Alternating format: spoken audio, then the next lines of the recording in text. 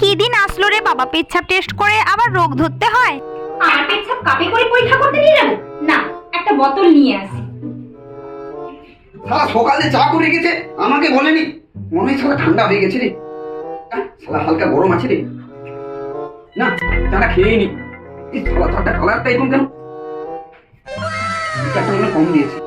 না, খেতেই হবে। যা হবে খেয়েই নি তো।